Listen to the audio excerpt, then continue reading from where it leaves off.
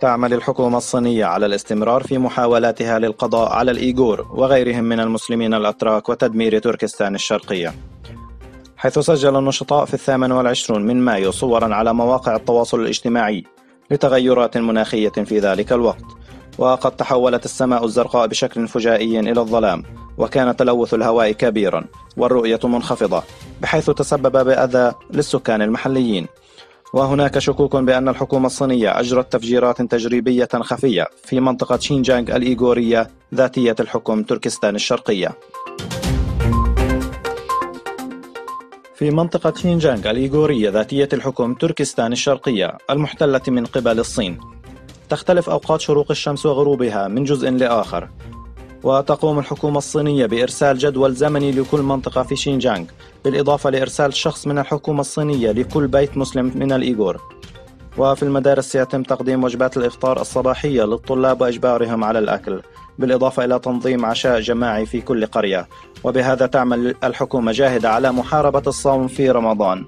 وأعلنت الحكومة الصينية أن المسلمين سيعاقبون بشدة في حال القيام بالصيام خلال شهر رمضان، وسيتم سجنهم فيما يطلق عليه مراكز التدريب والتعليم الثقافي.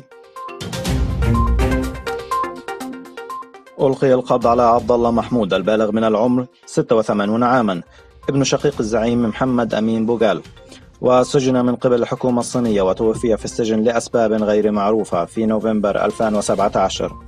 وقد حجبت الحكومة المحلية الأخبار لعدة شهور وأخفت خبر موته عن عائلته.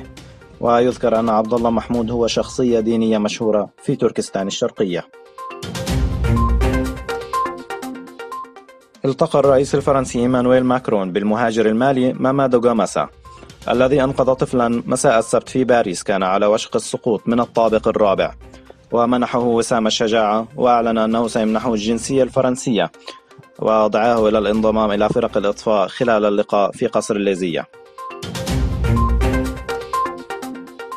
في حملة لوقف قتل الفلسطينيين جمع أوروبيون حوالي 4500 زوج من الأحذية ووضعوها في إحدى ساحات العاصمة البلجيكية بروكسل للضغط على الحكومات الأوروبية وتحريكها للعمل على وقف قتل المدنيين الفلسطينيين، وهو عدد الشهداء الذين قتلتهم إسرائيل خلال العقد الماضي.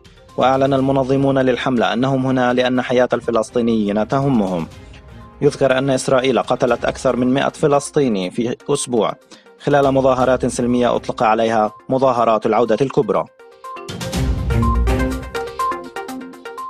قال المتحدث باسم الكرملين ديمتري بيكسوف إن توسيع منظمة حلف شمال الأطلسي الناتو على الحدود الروسية لن يسهم في الأمن والاستقرار.